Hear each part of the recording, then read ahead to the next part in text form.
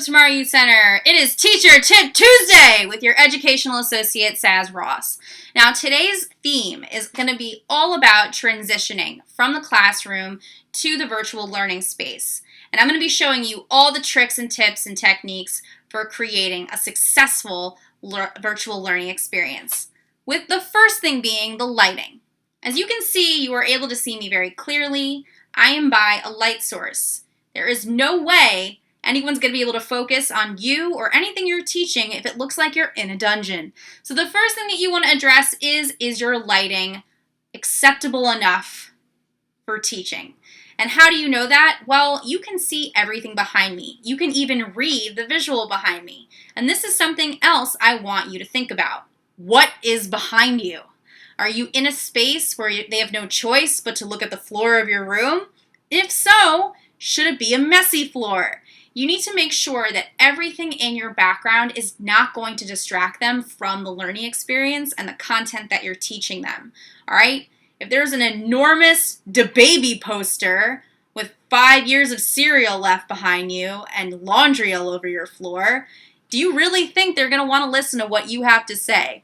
No, they're going to be looking at the dirty laundry and posters or whatever else you have behind you that have nothing to do with what you're trying to teach them. So in this space, what I've been able to do is make it very clear that they have walked into my classroom. They see it's my name, they know it's my content is visual arts, and the first thing that I like to do every time I have a lesson is give them some visual exemplar of either what we're doing or something to be inspired by. And this Mona Lisa is something they should all be doing every time they walk in the classroom. They walk in, hands in the lap, and they're ready to learn. All right, so aside from that, you're setting the stage and you're thinking about the first thing that you're going to do, which should be a no-brainer. It should be something morale-based, something to get them up. And they can even do an interactive call and response activity with you in the first few minutes of your virtual learning lesson.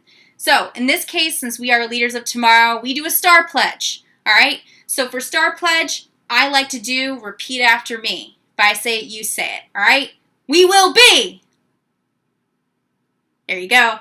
Serious, trustworthy, attentive, respectful, and successful. You could have a different facial expression, body posture, situation going on for each and every word so that it's something they can do with you. Get them moving a little bit, all right? They're going to be sitting a lot. So this is going to be something they can do with you to get them a little active and excited for what you're about to teach them. You have the power here to make this exciting, all right? I know you can do it.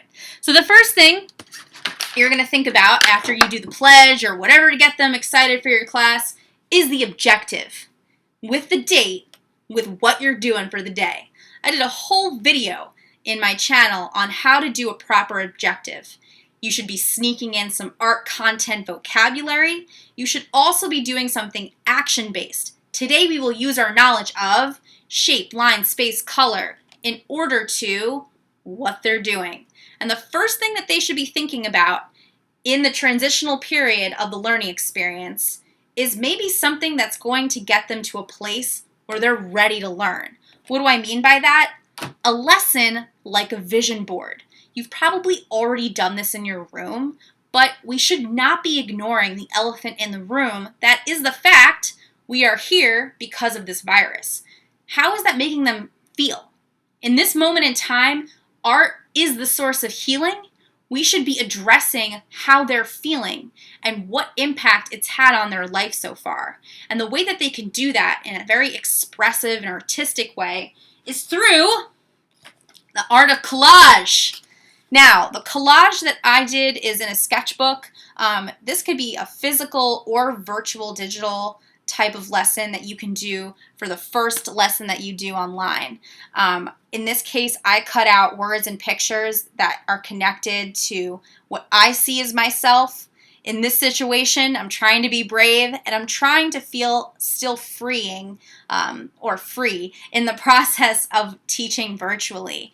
And I have the power when I feel free. So these are things that I did in my sketchbook, but they could do it on a PowerPoint slide. And the cool thing is, since you might be in Google Classroom and you're using a platform where they can actually share their work and post it, you can have them peer assess one another so they can actually have a meaningful discussion about what they've created.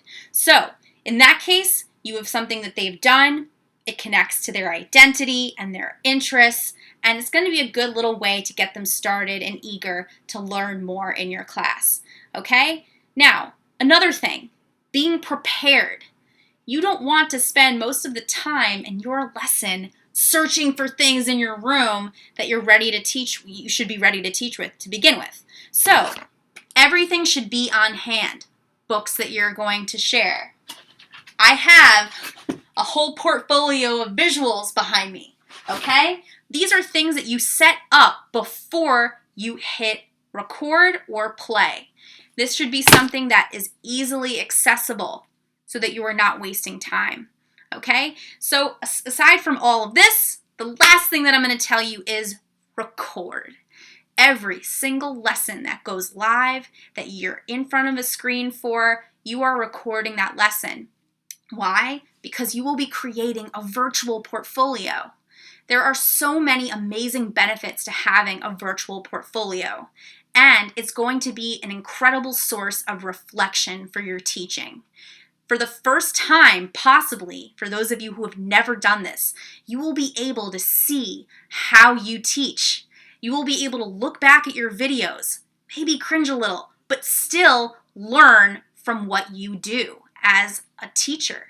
You can see the articulation, you can see the style, you can see the pace of how you teach, and in time, that will make your teaching stronger.